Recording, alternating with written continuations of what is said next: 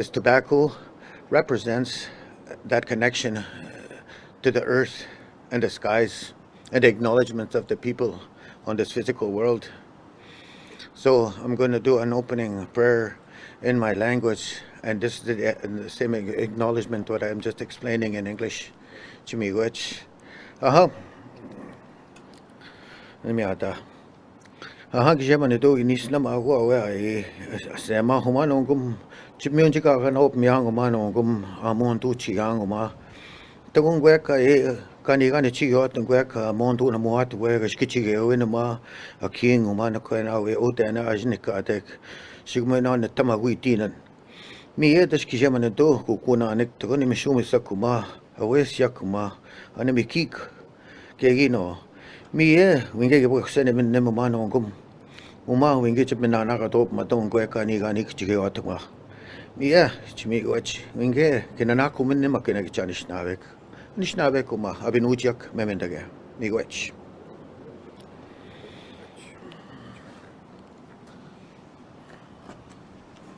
Kichimigwich. Officially, I'd like to welcome everyone for being here for this very special day in this very special place. The name Naawi-Oodena translates, my understanding, is the heart of community. The heart of community, and this has very significant meaning to our people in our community. I want to thank the community members for coming out. I want to thank and acknowledge our leadership, who I will pay special attention to, and will come up and provide some messages as well, and our federal partners, which is very critical to the importance. This morning, a couple of observations that I want to share. The interaction, the greetings, the hugs, the smiles, the conversations that were had between our community in this space. And those conversations are very significant. Those are relationships that are nurtured, and that are very, very important to our people. So this is a place where that will happen more of. I also want to acknowledge, and for those of you that might have observed, that this business is already thriving in its infancy. There's a lot of individuals that are coming here to support this, not only from the First Nations community, but from mainstream, and that's what we've longed for. That's what we've always wanted, that harmonious relationship that's existed, and the level of pride. As I was sharing that, my work in community, there's so much pride when we're in a place that we claim as own. We own it, and we can work alongside other nations and the business community, the government, etc. With that, I just wanted to share those thoughts. So thanks everyone for being here from the community, from the media, and the workforce, and my colleagues of course at Treaty 1. Now I would like to call upon Chief Gordon Bluesky of the Broken Head Ojibwe Nation.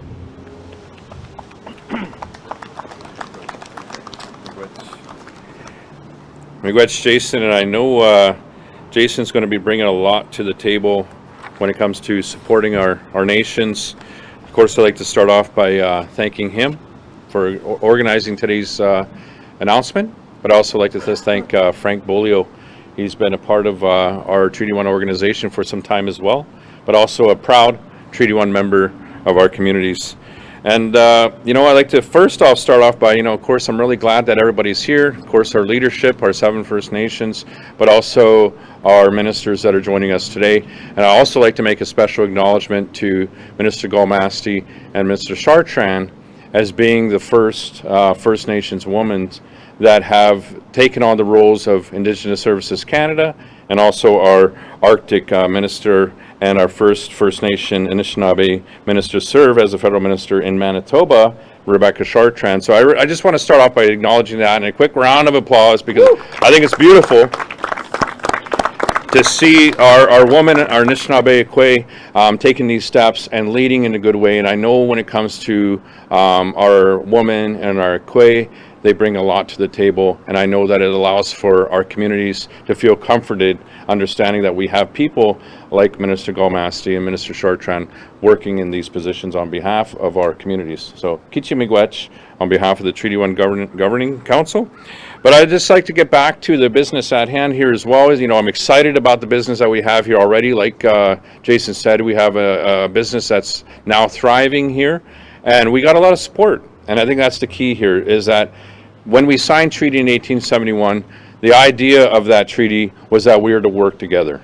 And I think with our advancements and the announcements that we're having today, we're going to see that treaty come to life. You know, I appreciate the ministers making time to come here, but it's been a long time coming to where we have a federal government that wants to come in here and partner and invest in seeing this place being successful.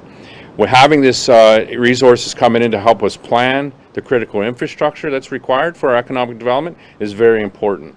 Having our streets and our lighting and our sewer and our water in place only allows for us to then lease these lands for a higher value. And I think that's the biggest and most important thing of the reason why I'm involved here and pushing the work that's happening here is because we want to see a great return back to our nations. You know, I was here in 2002, 2004, when we first went into dispute. I didn't get a chance to tell Minister Gull-Masty this, but it was a liberal government that we were first in dispute with. And now look where we are in 2025.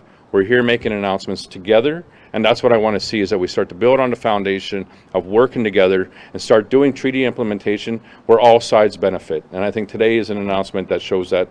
And of course, I'd like to just acknowledge everyone here and all of our First Nation membership in Treaty 1 because of the work that we're doing here, the announcements that we're making right now today on this beautiful piece of land, the biggest opportunity not only in Manitoba, but the largest infill development and the largest urban reserve across this whole country is here at Naawi-Oodena, and we're doing it on behalf of all of our citizens and children.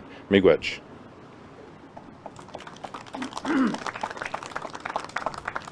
Miigwech, Chief, friend. Now I'd like to call upon the President of our Treaty 1 Development Corporation, Chief E.J. Fontaine from Saging First Nation.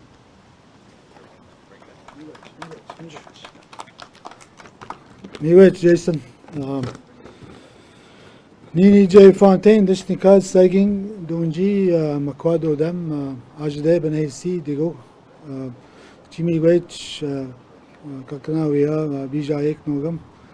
I'd like to welcome the ministers here. In our language, we call the Cree Mashkigo Kwe, Shugo Nishnabe Kwe. Welcome to Treaty 1 territory and our beautiful property here that is basically a golden asset for the Treaty 1 First Nations. Thank you, Jason, for the introduction. Shugo away, Frankie, Chimiigwech, Nama.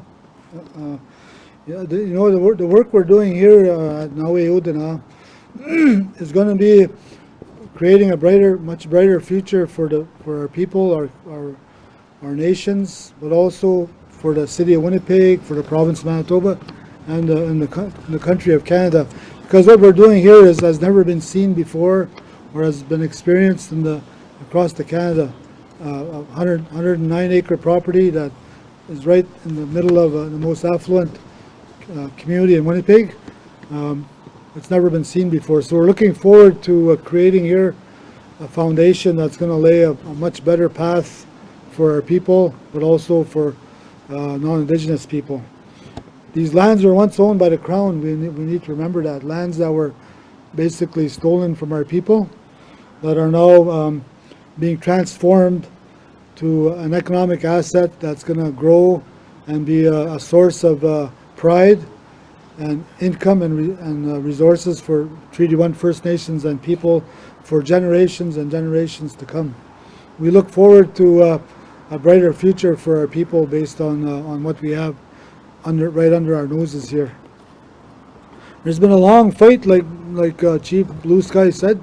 He made me sound like I'm much younger than him, but all the years that he was mentioning there. But he's actually quite a bit younger than me, but he's been involved in this property as a lands manager for many years, Chief Blue Sky. and now as a chief for his community. So we have to acknowledge the fight that our ancestors, our chiefs, our former chiefs, and also our former staff that worked at Treaty 1 for the good work they did to bring this asset under our control. When fully developed, and even just this parcel here alone is going to bring enormous amounts of jobs, business opportunities, but also housing and community growth for our people. The foundations built through planning and design today ensure long-term sustainability and economic benefits to Treaty 1 First Nations and anybody else that is within our treaty territory here. The project represents self-determination, economic growth, and nation-led development at its strongest. We express pride in our Treaty 1 Nations leadership and determination to push this forward. But also we're honored to have an investment from the Government of Canada, which is essential to assisting us with supporting the efforts to build this property to a massive economic investment that's going to be occurring probably over the next decade. So we look forward to continuing the journey, and we look forward to building pride and finally seeing that there's a path forward for our people out of poverty, out of joblessness, but also out of a lack of economic growth. So Kachimigwech, Bijaik, and let's have a good day here celebrating a monumental opportunity here that we have under our noses. Kachimigwech.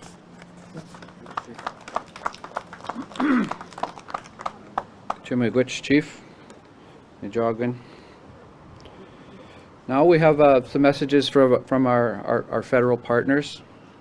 The Honourable Minister Gull-Masty will bring greetings on behalf of the Indigenous Services Canada, and also acknowledge that she's as Chief Blue Sky indicated, that she's the first First Nations person to hold the Minister of Indigenous Services Canada. And we are a matriarch society. I can't go anywhere without checking with my wife, and I'll attest to that. My mom is the leader in our family, and my grandmother, my kukum. So we are a true matriarch society. So this is incredibly important. So I'd like to welcome the Honourable Minister up here.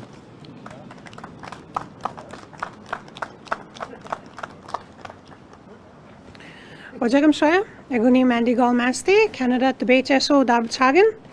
Good morning, my name is Mandy Gull-Masty. I'm the first Indigenous Minister of Indigenous Services Canada. I want to thank Treaty 1 for inviting me to their territory, and I'd like to acknowledge the leadership. Thank you. I'm really happy to be here with you today in Naawi-Oodena. I hope my own dialect didn't butcher their name, so I'm really trying to get that correct.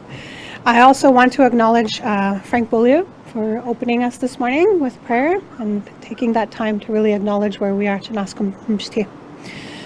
Before I begin, I really want to, give thanks for the greetings that I received this morning from the community with Chief Blue Sky, Chief Meaches, Chief Birds, Roberts, Prince, Daniels, Fontaine. There's many of you, so it's really a pleasure to greet you this morning.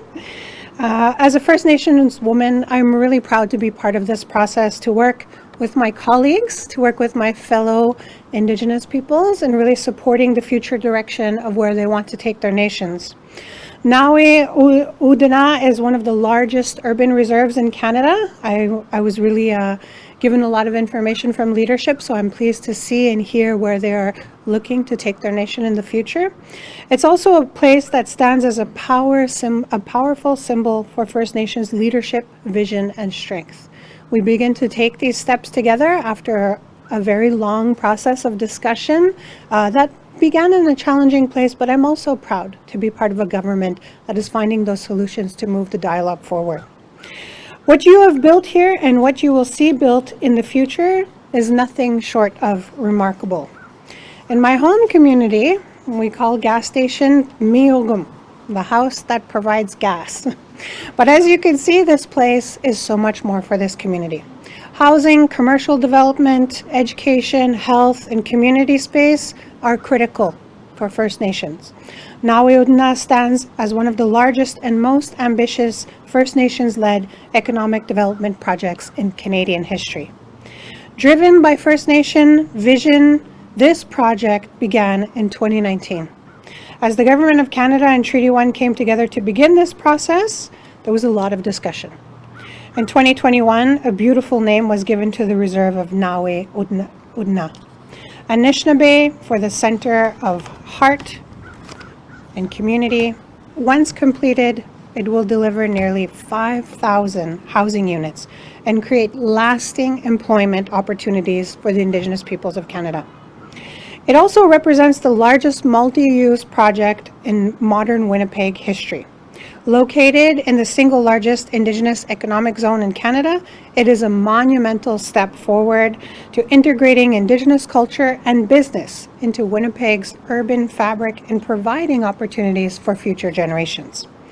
Notre gouvernement s'engage à contribuer à votre réussite et est déterminé à continuer de soutenir votre projet. Le nouveau gaz-bar de Oodena Gas et Convenience achève plutôt ce que cette année a été décrit ici même. Dans le bloc A, c'est un excellent exemple de notre partenariat. En collaboration avec d'autres entreprises locales, il servera la communauté de stimuler la croissance économique. Indigenous Services Canada has provided $4 million to support this gas station and other key infrastructure in Block A. These investments directly contribute to the community's economic development and respond to the priorities of Treaty 1 nations. Today, I'm proud to announce that our government is committing additional support to Naawi-Oodena. We will invest another $789,000 to cover costs of infrastructure design for the work in Blocks B through E, the next steps of this wonderful development. This work will enable site servicing design, engineering, surveying, and an opinion of probable cost. Ensuring that the project can proceed efficiently and sustainably, we will see success in working together.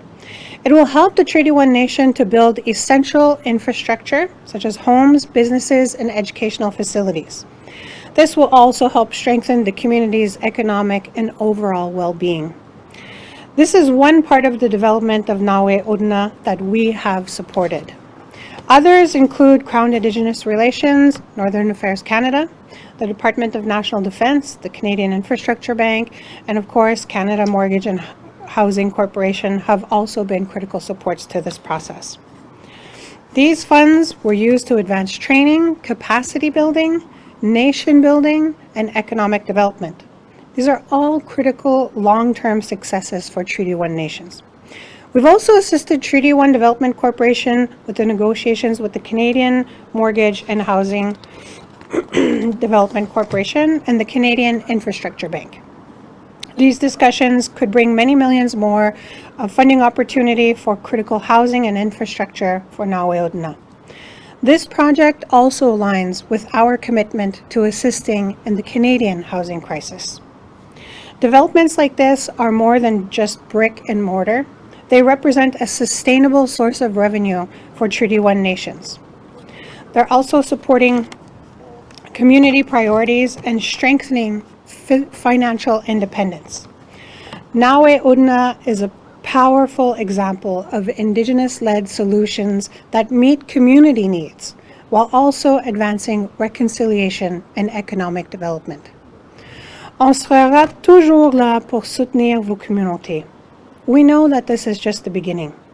While today's announcement focuses on design work, the significance of this investment cannot be overstated. It is forecasted that the community benefit in those phases alone will be over $23 million, and there will be many more milestones for us to celebrate together in the future. Before I end my remarks, I also want to acknowledge the communities here in Canada, across Winnipeg, that have hosted me for the past few days and my first visit to Manitoba. It's really been a pleasure. I know that many of these communities have been having an extremely challenging summer. We had a lot of dialogue and discussion with leadership, those critical frontline workers, those emergency management officers who are doing everything in their capacity to serve, protect and honor their members in these times of challenges. I also want to acknowledge the leadership that have brought forth, those challenging conversations about what the process has been like. We continue to work with them through repatriation as some of them return home, and of course the additional dialogue that will be required after the fire season is over. We know that we will see the impacts on people and their territories for time to come. As many communities return home and they see their return to their homes and businesses, some of them may be uncertain of what they find. We want to acknowledge that these fires have created a tremendous source of stress and impact on the communities. The past several months, we have really, worked very closely with Indigenous leadership, with federal and provincial governments, as well as those territorial partners and emergency organizations that have supported the process. I had the opportunity to meet with Premier Wab Kinew and have a discussion on how this rolled out. I want to acknowledge the working relationship that we've had with the provincial government has really been something that I think has allowed for us to really provide a service to members in a time of emergency and crisis. I know that this can be a challenging space to work in, but I also want to ensure that we are taking the time to acknowledge the critical work of those First Nations leaders, firefighters, and volunteers who often go into dangerous spaces and no doubt are likely exhausted at the amount of work that they've been undertaking for the past few weeks. I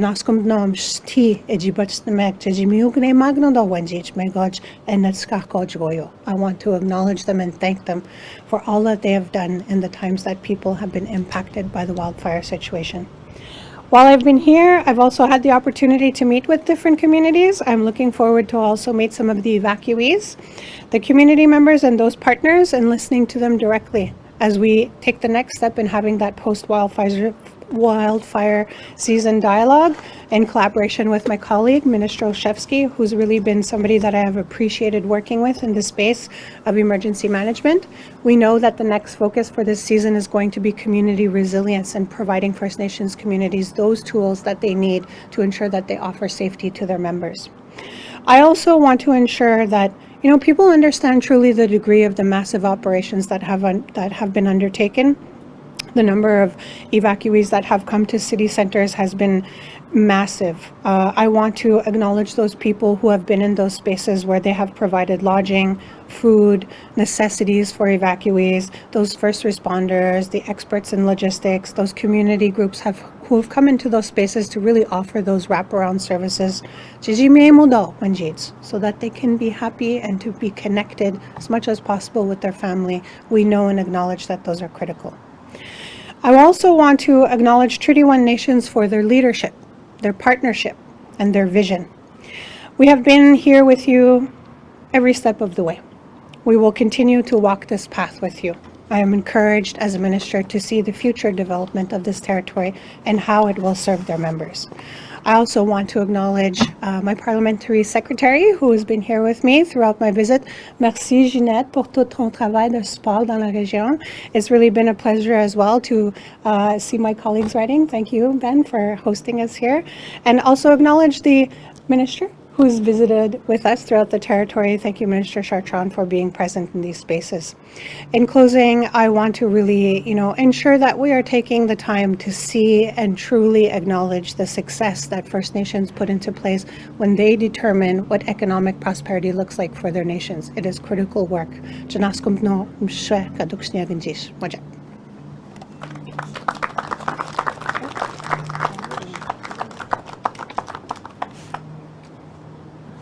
Chimagwich, very, very powerful and meaningful message on behalf of the federal government, and they're definitely an important partner, an important ally in this work.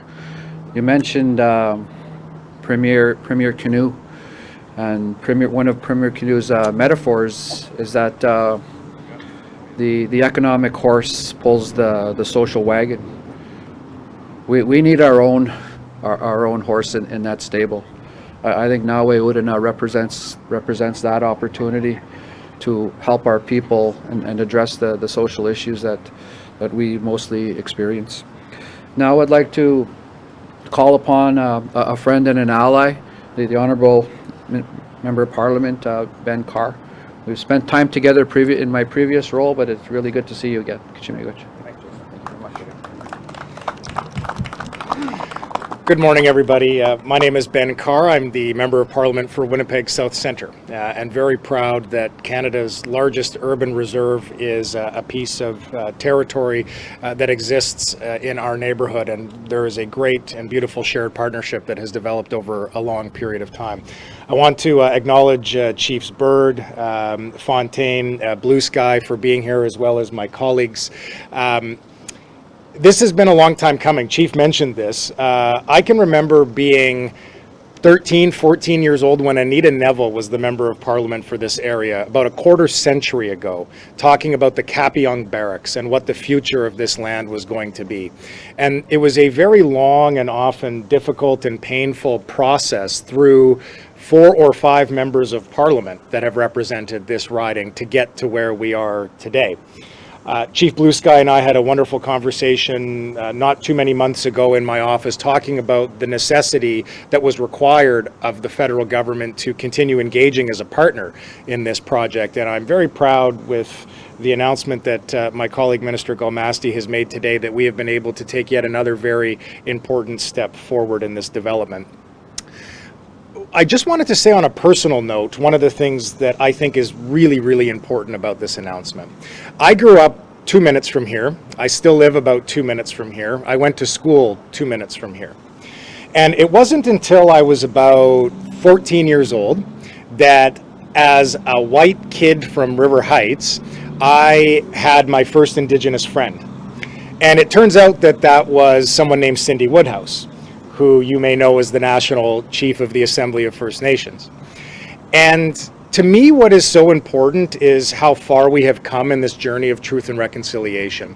There would have been nothing until very recently, and certainly when I was a kid, that would have helped me as a landmark or an image or a symbol understand the relationship that we had with Indigenous peoples in this country, in this part of the city in particular.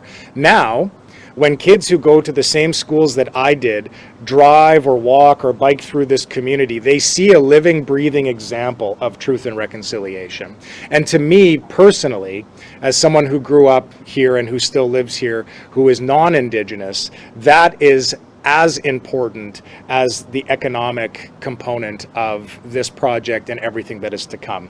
So, miigwech, merci, thank you so much everybody for being here. To the leadership, to my colleagues, I'm very much looking forward to everything that is still to come. Jason, thank you so much. Jason, as many of you know, did some unbelievable work with End Homelessness Winnipeg and supporting Indigenous and non-Indigenous communities, and I know that he is going to be an unbelievable ally and partner in this new role as well. So it's great to be here with you, my friend. Thank you, everybody. Have a great rest of your day. Kachimegwich. Again, I want to thank everyone for being here, for the Naawi-Oodena gas bar for hosting us here, for the Treaty 1 staff, my colleague, my work sister, CEO Kathleen Blue Sky, our CFO Shane Lee, our numerous technicians that make things happen and roll up their sleeves every day to help make these dreams come alive, and their dedication and commitment to this. I want to thank our leadership for being here, for their continued guidance and support, and thank our federal colleagues, which is very critical to see this come to fruition and in the true spirit of reconciliation and what a meaningful partnership looks like. I'd like to turn it over to our federal representative here in terms of to handle some media inquiries. So that would conclude our press conference for this time, and some media questions here. Thank you. Hi everybody, we're going to get started with the media availability. So for format, we're going to do one question, one follow-up. We'll get started just on this side over here, and if you can please state your name and your outlet, and we'll get started when you're ready. Oh, okay. Apologies. Okay, we'll resume that in a moment.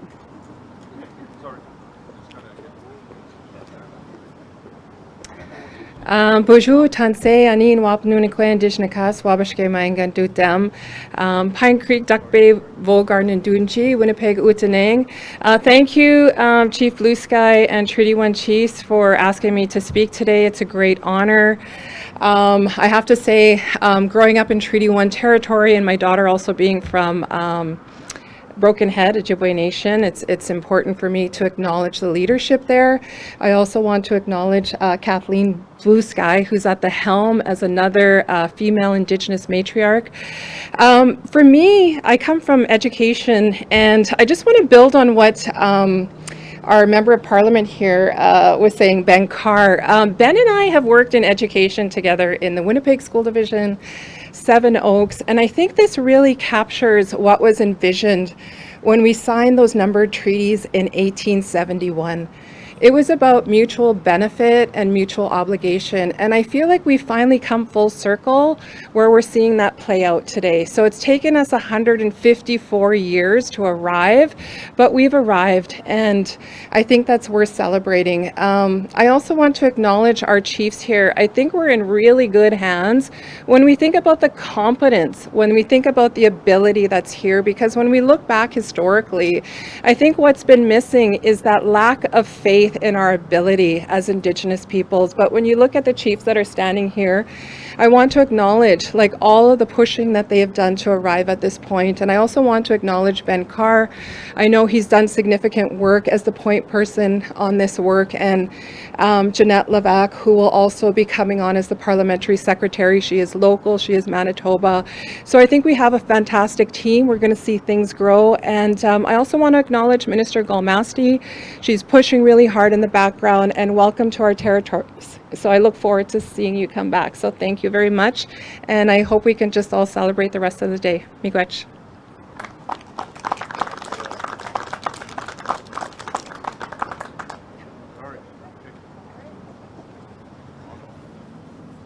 All right, we'll get started with questions. Again, if we can start over here, one question, one follow-up, whenever you're ready, and the minister's ready as well. Thank you.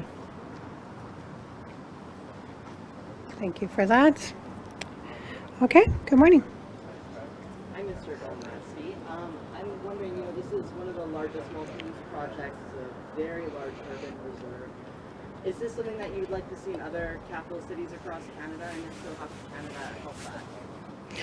I think for me, the innovation that First Nations bring when they're trying to develop their territory is something that is of benefit to everybody.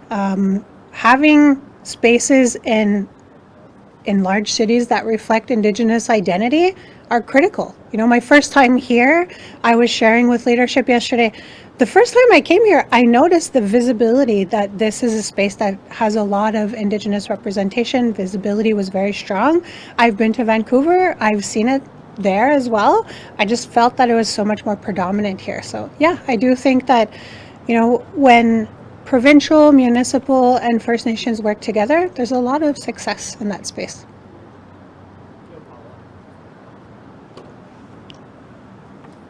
I'm a band member of Lake Manitoba. I'm from Beauregard. Becky's my cousin. My two older kids are from Sandy Bay, Treaty 1. My daughter-in-law is the manager of a hotel on my long place. Turn around, I'm from reading a newspaper, and the oldest native newspaper in Manitoba. I was with Glenn Hudson at his house when the lawyer was fighting for this piece of property. Jason just came on, and he's from Sandy Bay, where my kids are from.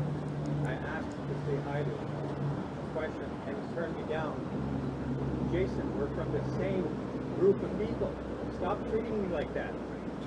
I want everybody to know that. You always do that. I just came back from Nelson House, where Kathleen's from. Maybe you can give me a couple minutes of your time. You're not the boss here. You work here because the chiefs put you there. Thank you. Next. Oh, Chief?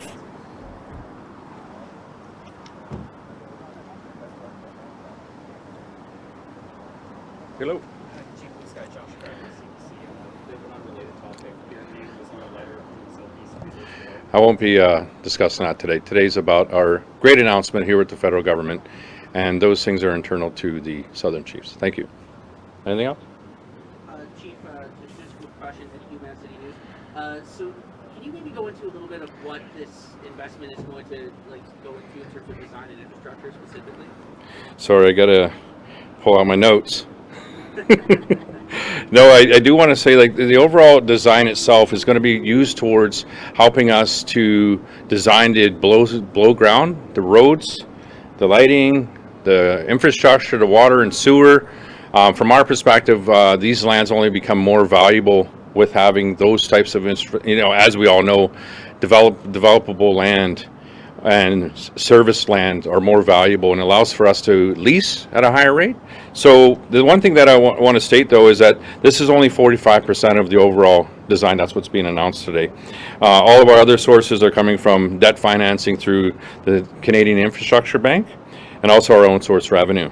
We're leveraging the land to the debt to financing anywhere between 80 to 90% of the development of the projects afterwards. So the design is a critical first step in accessing, and of course coming back to the table with our partners on the federal level as well, to allow for us to have a successful project here. I've been saying it for a number of years now, that the only way that this becomes successful is that we have city, provincial, and federal support. As we all know, in our communities, we do the best we can. We do with what we have. And I always acknowledge our grandmothers and grandfathers of the past that got us to where we are, but we did that with very little resources and very little investment. So today's announcement is great to hear. I believe we're taking steps in the right direction. And again, like I stated before, start to take our treaty relationship and start implementing it. Because whenever Winnipeg started here, in the late 1800s, it was also supported by that relationship with the Crown. And we'd like to see that relationship being supported now, because in a lot of ways, this is where we're starting out. We're just getting off, getting things started. And I think for our communities, it's very important that we see stuff like this. And I think it's important for all levels of government to see this urban economic First Nation zone being successful, because it just allows to show what working together looks like. So again, I know that we have a long ways to go to see the site fully developed, but the first critical step is designing the infrastructure that's required. Just to clarify, so the $800,000 investment, that's 40% of the total 45%. 45% of the total cost of this The designing. Okay. Yep. I was just going to ask, Minister, I have a question as well. Forgive me, I just want to clarify, you mentioned by the end of the project that the federal investment could be up to $23 million. Can you maybe just touch on that? Obviously this investment for today is for the stage, but the federal government, is the plan to continue, with funding help throughout the process and throughout the next steps once it kind of goes deeper into the process? What I want people to understand is, the first step when you're really looking into the design is what drives the next step in the path forward. And it's projects like this that I think are really going to be the launching pad for how First Nations communities want to innovate. I think every First Nations community can speak to their design is often not compartmentalized with one single focus. It's really whole of community approach. So they're looking at things like economic development, housing, what does their education system look like? At ISK, we have a mandate to support that. I'm always encouraged when I see communities looking to innovate in their design, innovate in bringing new partnership to the table, and really trying to maximize the resource that they have. For me as a minister and also as a former Indigenous leader, I really believe that going into that space with the opportunity to take a new step forward and being creative in how you design your approach allows for you to really have additional partnership, additional recognition, taking you into spaces where you never really would have thought. So I see this as that first step forward for something that could be extremely, extremely huge for this community. Question about the trade war with the U.S. Has that affected talks about Naawi-Oodena at all? And if so, The relationship that we're seeing with the U.S. right now is a critical one. It is one that's having a huge impact on the economy. I don't know if everybody realizes, yes, you will see those first impacts in large city centers and industry. That eventually comes to community with increased cost of construction, increased cost of living, food, security. Everybody is impacted by the situation that we're seeing. So I hope that, those people that are asking themselves, what is happening with the US? How does it impact me? They really take the time to analyze, how can I contribute to the solution? I'm really proud to work with the Prime Minister who is taking this initiative on. I think that he has a really strong path forward, and I'm looking to see what's going to come myself in the next steps. Thank you. But has that changed any of, like, I know this is an announcement about design cabinet, but has that changed any plans that you guys are doing? I think we're early on in that conversation. I don't know if I'd be able to answer what you're looking for in that question. We're really, the first step today here is looking at the design. Moving forward, we intend to have follow-ups. I'm very pleased to be meeting Chief Blue Sky and talking about his project. We'll see where the path takes us.